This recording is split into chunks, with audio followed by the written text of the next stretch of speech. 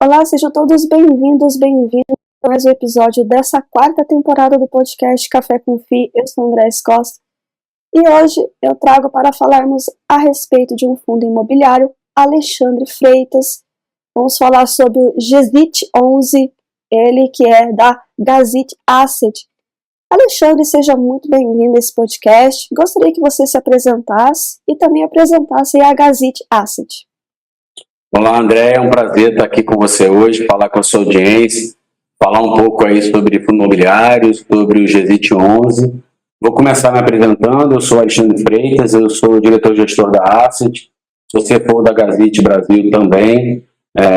Trabalho no setor financeiro, no mercado financeiro há mais de 25 anos, em posições relevantes em empresas multinacionais, nacionais, bancos nacionais e internacionais também.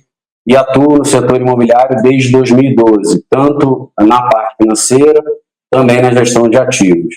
Aqui a Asset é uma empresa criada no grupo para fazer a gestão do GZIT11.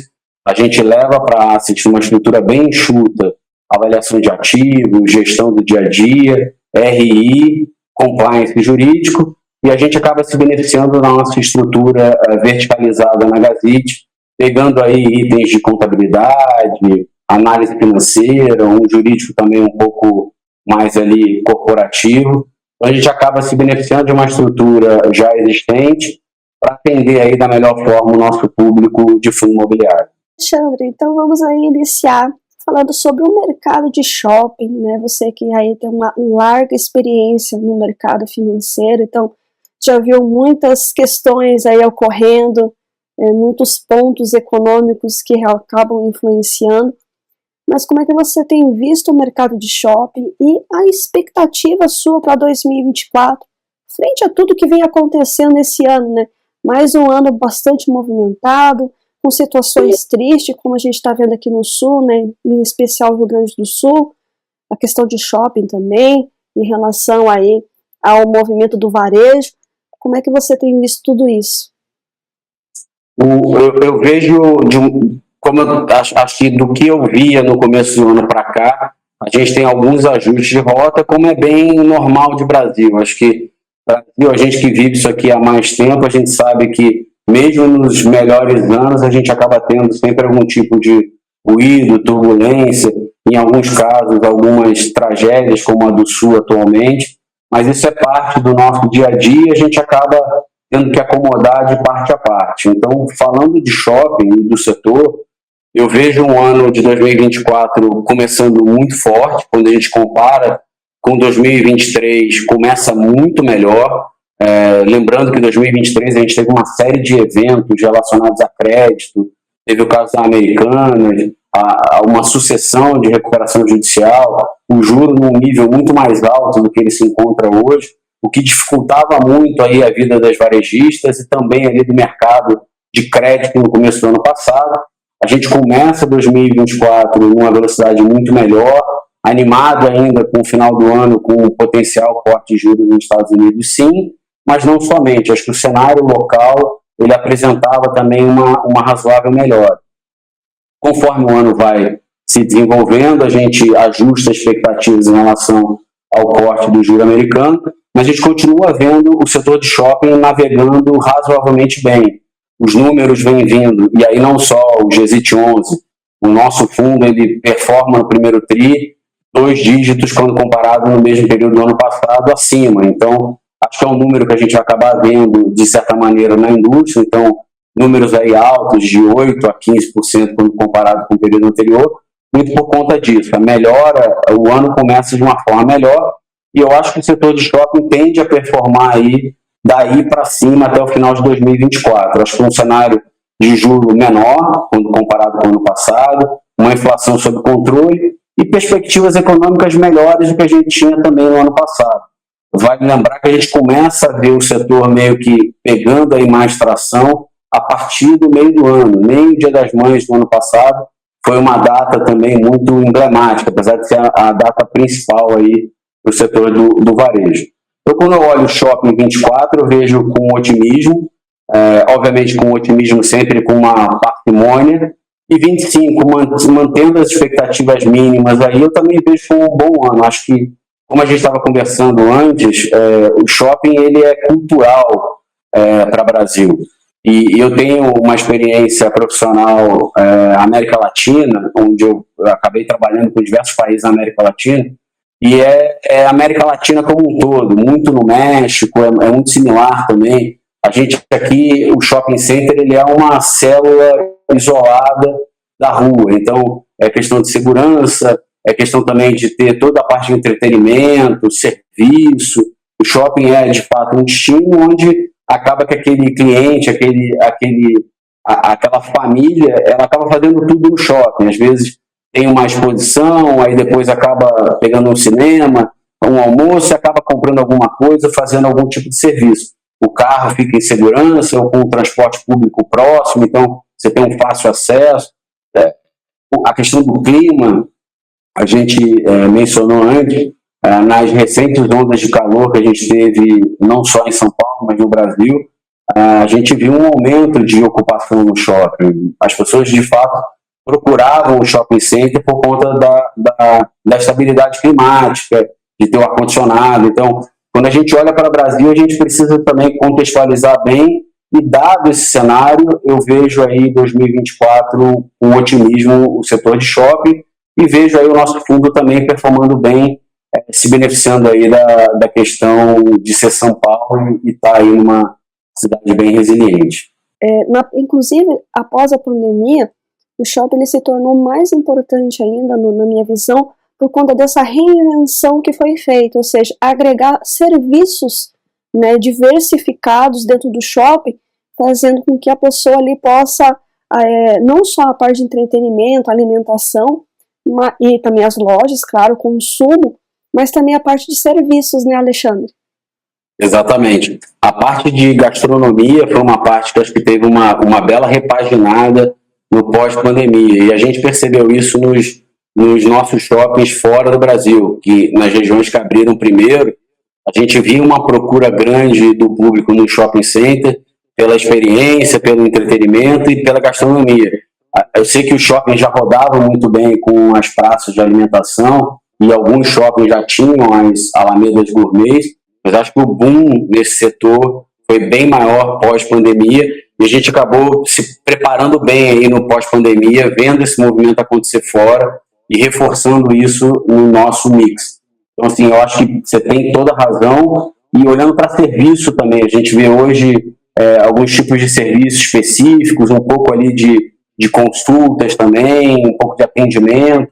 Eu acho que cada vez mais esse mix vai mudando, o que reforça a posição do shopping como destino. Até tem a grande questão do shopping center no longo prazo, quando comparado aí com o e-commerce, ou então comparado, fazendo aquele paralelo com o setor de shopping, principalmente nos Estados Unidos. São situações absolutamente diferentes, né? O mercado americano, ele, de certa forma, ele possui em algumas regiões uma oferta muito maior de shopping center do que uma demanda. Uma certa canibalização por região. Regiões que você tem 2, 3, 4 shoppings, e se você estende o raio, aquilo pode até se multiplicar. Então, você acaba tendo, no setor de shopping nos Estados Unidos, uma oferta muito maior. Aqui não, aqui você tem um setor muito mais equilibrado, com uma relação shopping center-população muito mais tranquilo, e com raros os casos que você tenha esse tipo de canibalização, onde você tem, eventualmente você pode ter o dominante e o segundo shopping. É muito mais difícil você ter o terceiro, o quarto, até mesmo o quinto. Então, você tem um setor mais estável e, obviamente, aí beneficiando bem os investidores desse tipo de setor. Exatamente, até porque lá nos Estados Unidos, não só essa questão de ter vários, mas também ter diferentes, né? Tem aquele shopping que é fechado, que é muito parecido com o nosso, e tem aquele aberto que você tem vários comércios em volta, né? Então, ele fica ali no centro e tem vários ali em volta. Então, é muito diferente, né, quando a gente fala do público brasileiro em relação ao público americano, e às vezes as pessoas acabam fazendo até uma certa confusão por não entenderem que existe essa diferença, né, o mall e o shopping lá nos Estados Unidos, né, que são partes aí dos REITs, né, Alexandre? Exatamente, exatamente. E fazendo o link disso com o setor do e-commerce, eu acho que a gente está vendo cada vez mais uma combinação entre os dois. A gente vê um movimento grande, obviamente, na pandemia, por conta de restrições, você teve um boom do e-commerce, que depois você ajusta num segundo momento, quando os mercados começam a se abrir, e você hoje vê um movimento interessante de lojas que, em grande maioria, são só no virtual, abrindo ali as suas, vamos dizer assim, suas lojas modelo, ou lojas conceito, de forma a atrair o público. A gente ainda tem muito essa... E aí eu estou falando especificamente de grandes centros. A gente ainda tem muito essa cultura do ver, do tocar, do querer sentir, experimentar. Então, acho que essa combinação já começa a existir. Essas marcas já começam a ver também o posicionamento do shopping, como eles podem alavancar as marcas. Então, cada vez mais eu vejo uma combinação sadia, onde os dois convivem aí no médio e longo prazo de maneira assim, a extrair valor de ambas as plataformas. Acho que no final do dia eles não são concorrentes, eles são mais complementares, e acho que a tese vai se mostrando isso ao longo do tempo. Acho que é bem por aí. Exatamente. E um outro ponto, Alexandre, é a questão do pessoal comparar shopping e o varejo, né, varejo em geral. E há uma diferenciação bem grande, né? Gostaria que você pontuasse a respeito também dessa diferenciação. Eu acho que é o mix, né? O famoso mix de inquilinos que você coloca dentro de um shopping. Então, pegando aqui um shopping do nosso portfólio, o Internacional. O Internacional ele acaba levando lá nos seus 76 mil de ABL, que é muita área, diversas operações ali dentro. Então, você tem ali a parte restaurante, você tem a parte de mercado, vamos lá, não só de eletrodomésticos, mas mercado de consumo, as lojas, os cafés, academia, banco, serviços. Então, de certa maneira, os estacionamentos, então você consegue, dentro desse mix, você vai extraindo valor em várias frentes. É como se você conseguisse ter a habilidade de extrair o melhor de cada classezinha de inquilinos daquela. Então, você consegue ir melhorando, e conforme a sua ocupação vai subindo, você eventualmente faz uma gestão daqueles nomes de forma que você mantém os melhores, os mais rentáveis, os que atraem público. Então, eu acho que essa é a beleza do shopping center. Quando você compara isso com o varejo, você tem ali no varejo específico de uma loja, uma exposição única, um setor, que aí, como você bem colocou, ele pode estar naquele momento na economia não tão bem, ou não performando da forma, não tendo uma atratividade naquele momento econômico, e acaba performando pior. E aí você estando exposto só naquele nome ou naquela atividade, você acaba ali tendo potencialmente uma perda de valor. Quando você joga isso para o shopping, essa perda pode estar até acontecendo, e você vai manter esse cara lá, porque ele dentro do seu mix, ele é estratégico, mas ele gera valor, ele está te entregando um resultado, ele paga um aluguel mínimo, ele vai contribuir. Ele não vai ter o destaque, mas ele vai ajudar o seu resultado. E quando você olha esse cara sozinho, de fato, ele pode prejudicar a sua performance. Então, acho que, e aí só para estender um pouco mais o conceito do shopping center, ele funciona no esquema de condomínio, né? Então, é bem isso. Você tendo uma boa ocupação no seu pool de inquilinos, você tem a sua despesa pulverizada, então você consegue diluir o seu risco baseado nessa composição de inquilinos, e a receita que vem, você consegue transferir ela integralmente para o investidor. Obviamente, você vai ter ali os seus gastos com as despesas operacionais, eventualmente com algum tipo de investimento, mas grande parte desse lucro, desse resultado, você acaba distribuindo para os seus cotistas. Então, as margens no setor de shopping center são muito altas. No nosso caso específico, do GZIT 11, a gente está falando aqui de margens superiores a 86%. Então, olhando para o varejo, que é um setor sempre muito pressionado por taxa de juro, capital de giro, estoque, toda essa equação com margens muito menores. Então, você tem toda a razão quando você coloca e diferencia bem, porque o investidor, principalmente acho que o investidor de fundo imobiliário, ele vem adquirindo uma maturidade maior, mas acho que ainda tem um pouco essa confusão entre o varejo específico de uma loja de eletrodoméstico e o varejo de shopping center. São business completamente diferentes. E não só pela margem, mas também pela geração de caixa, né? É um setor que gera muito caixa, justamente por isso. Exatamente. Um ponto interessante também da gente estar conversando a respeito em relação aos contratos, né? Como é que tem girado os contratos pós-pandemia, né? Como é que tem sido essa renovação em relação aí aos inquilinos dos shoppings, Alexandre? No nosso caso específico, a gente segue o rumo normal de imobiliário no Brasil. Os contratos são indexados a IGPM na sua grande maioria.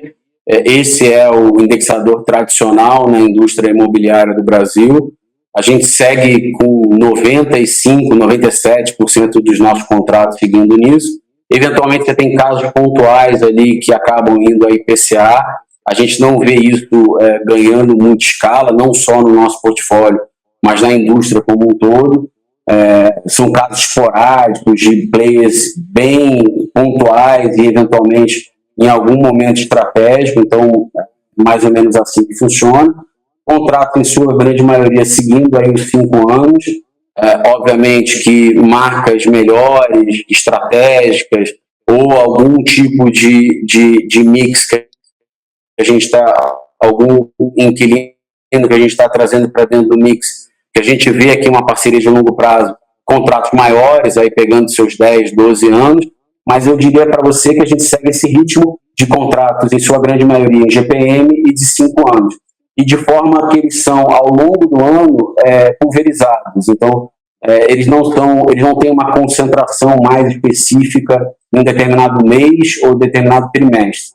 No nosso caso aqui, a gente tem uma diluição boa dos contratos, diria que uma pequena quantidade maior no segundo semestre do que no primeiro. Então, basicamente, contratos bem distribuídos de 5 anos, indexados por IGPM, e eu vejo que na indústria como um todo você vê muito isso, contratos nesse prazo e nesse indexador. Legal, Alexandre. Mas agora vamos ao GESIT, né? Mais especificamente, né? Qual que realmente é a tese, a estratégia, a perspectiva, até porque cada fundo imobiliário de shopping ele tem um movimento, né? Ele tem uma tese, ele tem uma estratégia ali que ele vai seguir. Ele é mais concentrado em São Paulo, ele é mais pulverizado, como que realmente é o GESIT para o pessoal conhecer mais? O GESIT 11, ele nasce da estratégia da Gazit quando ela vem para o Brasil. Então, eu vou dar alguns passos atrás para fundamentar a tese e aí depois a gente fala de hoje para frente para ter uma visão completa e acho que até para a sua audiência que gosta muito de fundo imobiliário e acompanha o mercado, acho que é também uma forma da gente se apresentar não só como uma nova gestora, mas também trazendo aí o nome da Gazit, que é um player internacional de imobiliário, que já está no Brasil aí há mais de 15 anos, mas que somente agora a gente está abrindo para o público em geral. Então, antes acho que as grandes casas conhecem a gente conversa com eles há bastante tempo, mas o público em geral, acho que o nosso nome começa a circular agora. Então, vamos lá. A Gazit vem para o Brasil há 15 anos atrás, a gente começa a montar o nosso portfólio, esse portfólio que hoje está no GESIT 11, há mais ou menos uns 10, então foi um trabalho aqui de mapeamento de ativos, de aquisição, de desenvolvimento e de maturação desses ativos. Então, a gente reorganizou a estrutura, a gente foi fazendo ganhos de eficiência desses ativos ao longo do tempo, preparando para uma segunda fase, que é onde a gente está hoje, levar esse fundo ao mercado imobiliário de fundos no Brasil. Então, a nossa tese ela começa por São Paulo, por ser a gente é uma empresa internacional de real estate, então o nosso controlador viu no Brasil uma oportunidade de negócio. O Brasil é um dos expoentes dos emerging markets. Quando a gente olha a América Latina, a São Paulo é a capital da América Latina, se assim a gente pode chamar. Tem o segundo maior PIB per capita da América Latina, então assim, é de fato uma cidade, em termos econômicos e de densidade demográfica, bem robusta. Então aqui a gente começa o portfólio. A gente pode encarar esse portfólio como um portfólio inicial, onde a gente consegue construir ali uma base e essa base gerar aí os GZIT 11, que é como a gente está hoje. Então, 2020, 21 e 22, aí no período de pandemia, a gente fez uma reorganização nos ativos, a nossa estrutura já era em fundo imobiliário, a gente reorganizou isso, fazendo o GZIT 11 e 5 ativos, todos eles com participação majoritária. Os 5 ativos são o Internacional de Guarulhos, onde a gente tem 80,1% do ativo. O nosso sócio nesse ativo é o XP Malls, com 19,9%. Então, acho que é uma boa credencial ter aí a XP, que é uma das maiores casas, não só de shopping, mas também em outros segmentos de fundo imobiliário, sendo sócio da gente nesse ativo. O Shopping Light, que é um shopping dominante no centro da cidade, com quase 20 mil de ABL. O Mais Shopping, que é o segundo maior do portfólio, com seus 21 mil de ABL também. O Morumbi Town, que fica localizado na Giovanni Bronx, é um shopping que tem seus mais de 20 mil de ABL, e fica posicionado também numa região adensada residencial. E o Shopping Prado, que é um shopping menor, é um shopping de bairro na região de Campinas, com quase 10 mil de ABL. Então, são 5 ativos que totalizam aí 143 mil de ABL, com uma ocupação superior hoje a 96%, 96,5% na média, uma ocupação média superior a 96,5%. Então, de fato, é um portfólio bom, muito competitivo, resiliente, numa cidade que traz muita competitividade, porque é isso. São Paulo, quando tudo vai bem, vai melhor, e quando tudo não vai tão bem, vai melhor do que os outros. Justamente por isso, você tem uma estabilidade maior em São Paulo. Então, a ideia aqui era montar esse portfólio e levar esse portfólio acessando o mercado local, que é o que a gente fez esse ano. A gente não é um investidor de private equity internacional. A gente é muito mais um investidor de longo prazo nas regiões que a gente está. Então, a gente está em Europa, Estados Unidos, Brasil.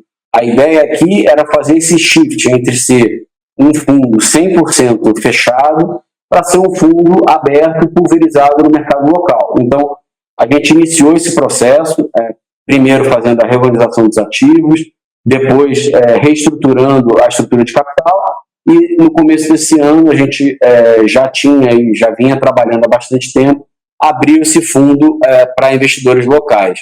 Hoje ele possui aí 20% do fundo com investidores locais e 80% a gente tem aqui a GZIT sendo o cotista principal do fundo. Só pegando aqui um espaço, esse fundo, no lançamento, a gente dividiu antes de abrir em cota A e cota B. Acho importante a gente falar um pouco sobre isso, porque tem um motivo para a gente ter feito isso e explicar as diferenças. São cotas exatamente iguais, metade do fundo, 51% é cota B e 49% do fundo é cota A. A cota A, a única diferença entre a cota B é que ela recebe um dividendo preferencial em relação à cota A. Desculpa, a cota A recebe um dividendo preferencial em relação à cota B, que é detida 100% pela GZIT. As únicas cotas negociadas em bolsas são cotas A. A ideia de fazer isso é distribuir um rendimento preferencial para o cotista classe A. Então, a gente leva mais atratividade para esse investidor que detém a cota. E, assim, sendo bem transparente aqui, isso, obviamente, é um cartão de visita que a gente quis apresentar para o nosso investidor.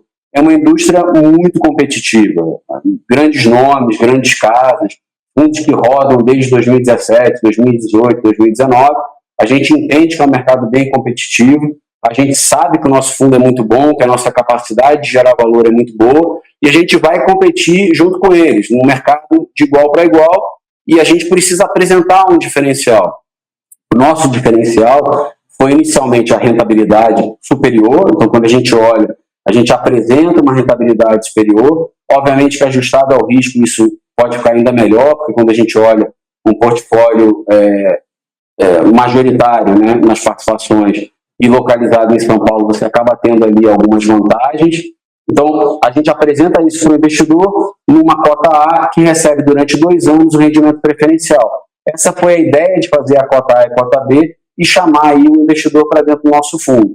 Acho que a gente conseguiu, foi bem sucedido nisso, a gente conseguiu entrar no mercado, tendo várias ofertas acontecendo ao mesmo tempo, E o nosso segundo passo agora é continuar, eventualmente, observando a oportunidade de fazer novas ofertas e aumentar esse percentual com investidores brasileiros, né, investidores locais, até o limite de 49%. E não só isso, a gente vai olhar, aí respondendo lá atrás da sua pergunta de qual a tese do fundo, a gente construiu um portfólio, vamos chamar assim, um portfólio inicial muito bom, muito forte, competitivo, que entrega o resultado sem a gente precisar fazer nada diferente, nenhuma cambalhota, nenhum evento extraordinário. Ele já existia, ele já entrega dividendo e a gente vem fazendo isso. A gente já entregou em 3 resultados e os 3 resultados foram em linha com aquilo que a gente tinha projetado. Então, a gente vai continuar fazendo isso, mas a gente tem muito mais para fazer para frente. Então, quando a gente olha o portfólio, participações majoritárias, a gente pode olhar redução de participação, mantendo o controle dos ativos, mas adicionando valor ao portfólio, eventualmente trazendo novas participações, e aí pode ser participações minoritárias, não necessariamente participações majoritárias. Podemos olhar outros centros, outros shoppings. A ideia aqui é olhar ativos que sejam aderentes à nossa tese. A nossa tese é justamente essa: shoppings que sejam dominantes, shoppings que consigam se beneficiar da demografia ao redor e também do fluxo. Então, se você olhar os nossos shoppings hoje, a gente tem o Mais Shopping, que é posicionado em frente ao terminal Santo Amaro de ônibus, conectado à estação do metrô. Então, ele também se beneficia do fluxo da região e também se beneficia do fluxo de serviço para dentro do shopping. O Shopping Limes, também muito próximo ali a toda a parte de ônibus do centro e também a estação de metrô, também se beneficia do fluxo.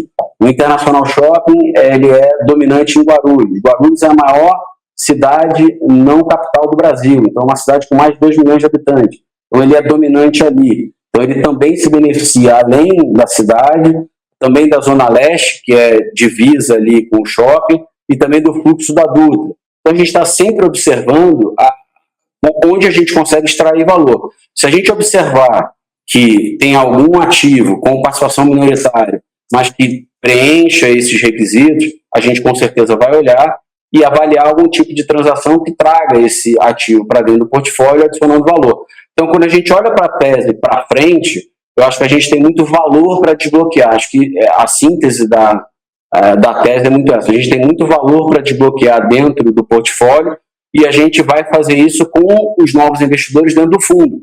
Porque se a gente fosse private equity, a gente faria isso antes e daria saída nesses investidores.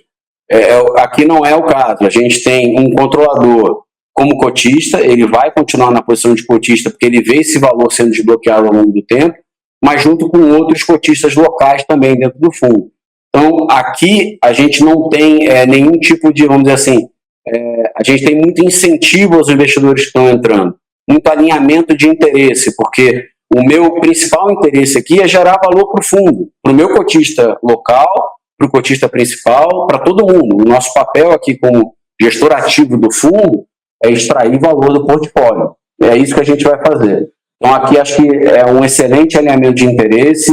Acho que quando a gente desenha a cota A e cota B, deixando o cotista principal ali, confiando de que ele vai gerar resultado suficiente para descer para a cota B, também é um incentivo de longo prazo, mostra um alinhamento de interesse. Então, a gente tem aqui diversos alinhamentos com esse investidor que está no nosso fundo e para os que vão entrar de longo prazo. Esse é o nosso grande mantra aqui dentro e a gente vai mostrar ao longo do tempo o nosso valor.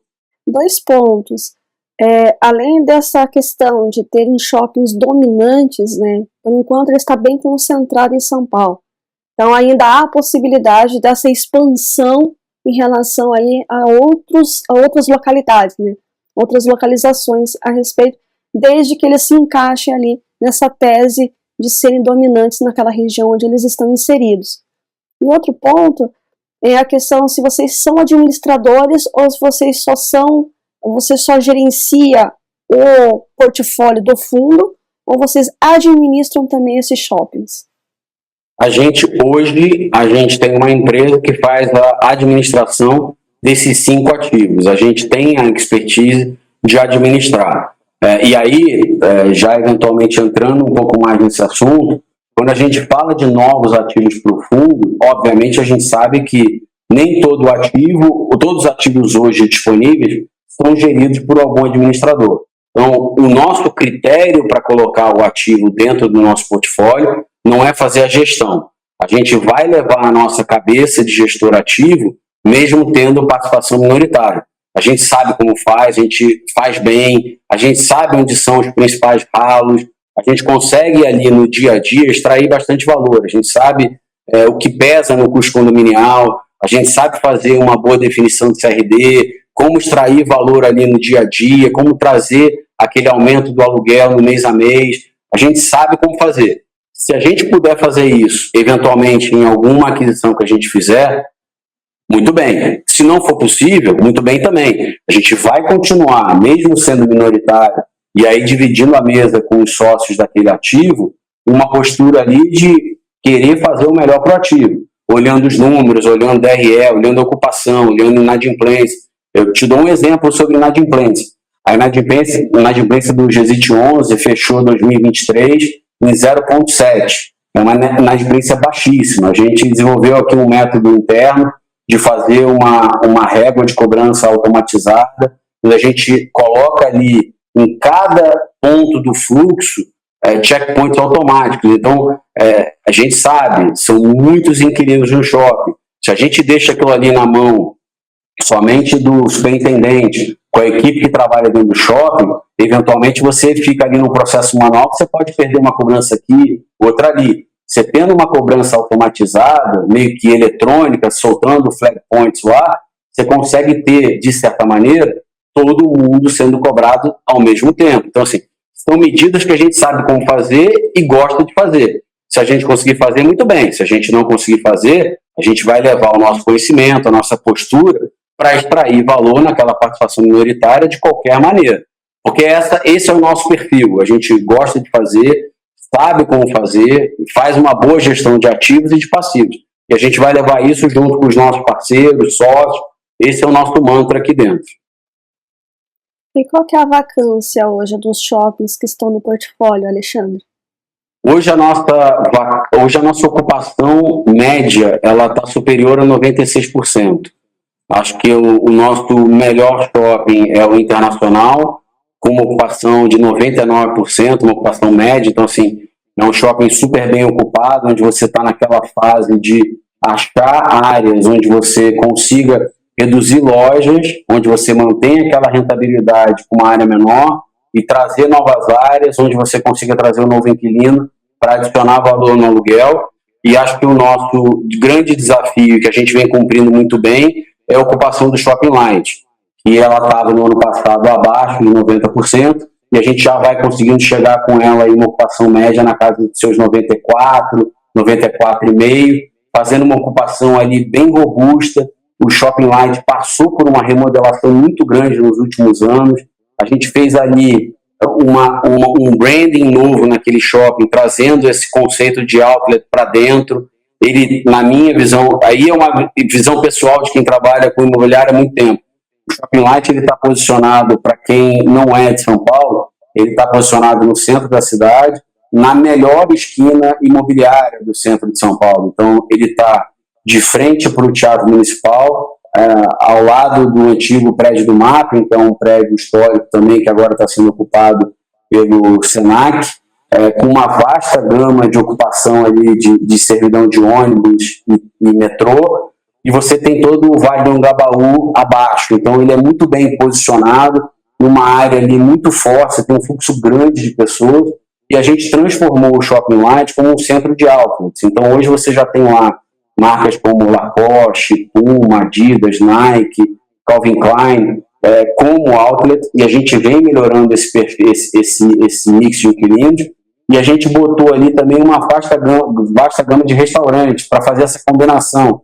Não é só compras, agora você também consegue fazer a parte de alimentação. A gente já tinha uma boa parte de serviço, então é um shopping que a gente fez uma expansão diária durante a pandemia, visando o que a gente está colhendo hoje, que é essa ocupação melhor, com mais aluguel, trazendo aí o resultado para dentro do fundo. Mas quando a gente olha a ocupação média, eu diria que é um bom número. O Shopping Mais também está com ocupação superior a 97%. A gente tem ali áreas boas, você tem um poupa-tempo que traz um fluxo grande para o shopping. Você tem agora uma loja da Adidas que performa muito bem. Você tem C&A, você tem uma praça de alimentação muito forte. A gente fechou recentemente também a Puma, que está indo para o shopping. Então, assim, se a gente olhar, a gente tem uma boa ocupação, com espaço ainda para trazer mais resultado para dentro do fundo, melhorando o mix de inquilinos e diminuindo essa vacância aí ao longo de 2024. E Alexandre, você falou em relação à emissão, né? 2 pontos que os cotistas e os investidores eles ficam muito atentos. A questão da emissão e essa janela de oportunidades que surgiu ali a partir do segundo semestre de 2023, em especial muitos shoppings vêm fazendo, né, fundos de shopping, vêm fazendo aí emissões, e a questão da alavancagem. Gostaria que você falasse a respeito desses 2 pontos. Vamos lá. Sobre a questão da emissão, obviamente que a gente vai estar sempre olhando o valor patrimonial vis-à-vis o valor de emissão. A gente sabe que essa é uma preocupação dos investidores, não só de fundo imobiliário, mas fundo imobiliário é muito vocal nessa preocupação em relação com os gestores em relação a esse movimento. Lembrando que a gente fez a nossa emissão no começo do ano para os novos investidores abaixo do patrimonial, mas isso não afeta os investidores que estão lá dentro. Ele afetou especialmente o cotista principal. Então, acho que aqui é mais um item de alinhamento de interesse. A gente concedeu um desconto em relação ao PL para tornar essa oferta mais atrativa para os novos investidores. Eu acho que isso também é um belo cartão de visita, mas a partir de agora a gente vai sempre olhar, obviamente, o valor da cota em relação à cota patrimonial, para a gente ter aí ganho de valor para os cotistas que estão entrando dentro desse fundo. Então, essa é a nossa visão. Então, a gente vai acompanhar o mercado, obviamente ver os movimentos do mercado, e tendo alguma oportunidade, a gente vê aí uma possibilidade de aumentar o nosso free float aí desses 20, fazendo eventualmente alguma outra emissão, onde a gente consiga trazer novos investidores locais para dentro do nosso fundo. Quando a gente fala de alavancagem, o fundo possui hoje uma alavancagem. Ele tem um CRI, que foi emitido em 2021, uma taxa super competitiva, IPCA mais 5,89. Ele é um fluxo customizado de dívida, então hoje você tem um serviço de principal baixo, então é uma dívida que hoje ele traz muito valor para o portfólio e a gente faz a gestão dessa dívida também. Então, na nossa cabeça, a gente vê hoje como um bom nível de endividamento para o fundo, a gente não vê aqui maiores preocupações em relação a isso. Obviamente que a gente está, como a gente olha os ativos, a gente também olha os passivos. Acho que um bom exemplo disso é que em 2023 a gente fez um pré-pagamento dessa dívida, a gente pagou 120 milhões, era fora do fluxo, a gente antecipou esse pagamento, muito por conta do IPCA, devido às pressões inflacionárias pós-Covid, não só aqui no Brasil, mas no mundo inteiro. O papel acabou ficando um pouco mais calibrado, a gente viu por bom acertar o PU desse papel, então meio que foi dar uma carecada nesse PU, trazendo aí o nível de endividamento para níveis razoáveis, então a gente acha que aí um LTV hoje na casa dos seus 30%, a gente acha que essa dívida ela é muito aderente e traz valor para o portfólio. Então, vejo com bons olhos, não vejo aumento da dívida nesse momento, acho que não faz sentido, acho que vejo como de bom tamanho, mas gerindo os passivos, assim como a gente olha os ativos. Acho que o trabalho da nossa gestora aqui é muito nesse sentido. Eu diria que é um LTV hoje na casa dos seus 30%, é por aí. A dívida hoje tem um saldo na casa dos seus 750 milhões de reais. Então, acho que é um valor acomodável ali, é algo que a gente administra bem, e eu não vejo com preocupações maiores aí no médio e curto prazo. Acho que é algo sustentável e que agrega valor no portfólio. E aí, obviamente, que sempre acompanhando o mercado. Em tendo alguma condição de melhoria, a gente vai avaliar. É um CRI público, esse CRI foi colocado a mercado, então os detentores desse CRI hoje estão no mercado secundário, é algo que a gente observa bem também, a gente tem um bom relacionamento com os crisistas. Eu acho que a ideia aqui eventualmente, se a gente vê algum cenário de melhoria ou de melhora macroeconômica, onde você consiga explorar também melhoras no seu passivo, a gente vai, obviamente, fazer o máximo possível para trazer o retorno para os investidores do fundo. E agora vem o momento marketing do nosso bate-papo, Alexandre. Por que investir no GZIT? Essa é uma excelente pergunta. É uma resposta que eu gosto muito de dar. Eu vejo o GZIT 11 como um fundo bem competitivo, um fundo que entrega resultados, quando a gente olha ajustado ao risco, muito competitivos em relação ao mercado.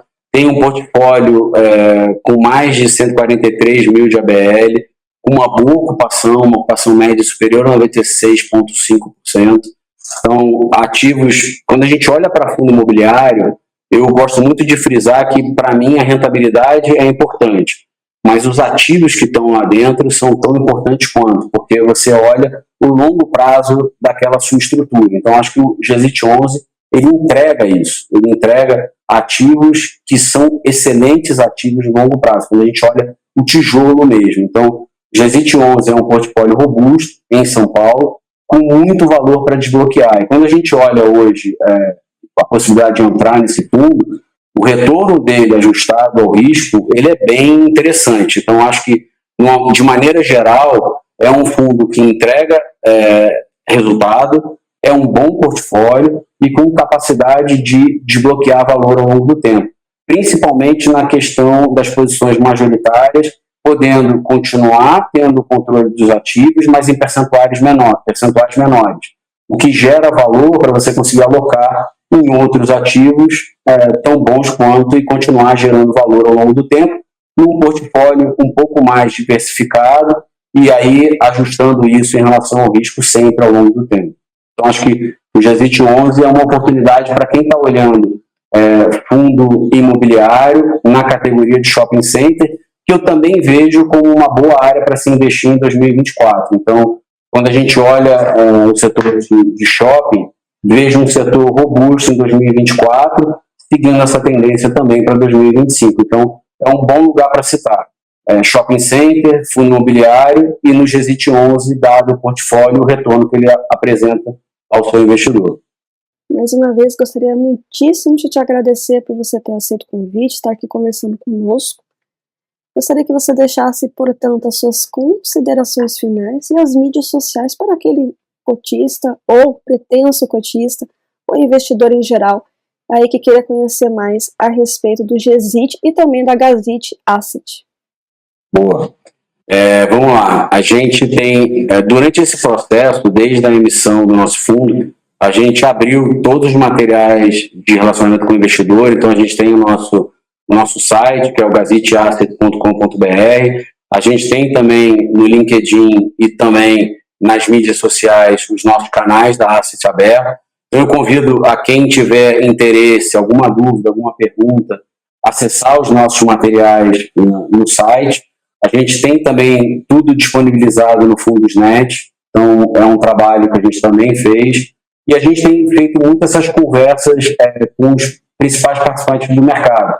Então, agradeço muito você, André, pelo espaço aqui. Acho que é uma oportunidade da gente falar não só do fundo, mas também da GAZIT, da nossa trajetória, de toda a nossa estrutura de Brasil aí nos últimos anos. E aproveito aí para agradecer e deixar aí o espaço aberto para quem tiver interesse e quiser encontrar com a gente. Eu estou à disposição sempre para um bate-papo. Obrigado mais uma vez. Eu que agradeço, Alexandre. Muito obrigada por você trazer toda a sua expertise de mercado e também a sua visão aí a respeito desse segmento que é muito culturalmente abraçado pelos brasileiros, ou seja, muito demandado. Então, muito obrigada por você ter vindo aqui. Claro, sempre que tiver algo a comentar, o espaço aqui está super aberto para a gente bater um papo e trazer as novidades para os investidores em geral. E, pessoal, portanto, até o próximo episódio. Tchau, tchau, Alexandre. Tchau, tchau, pessoal. Tchau, tchau.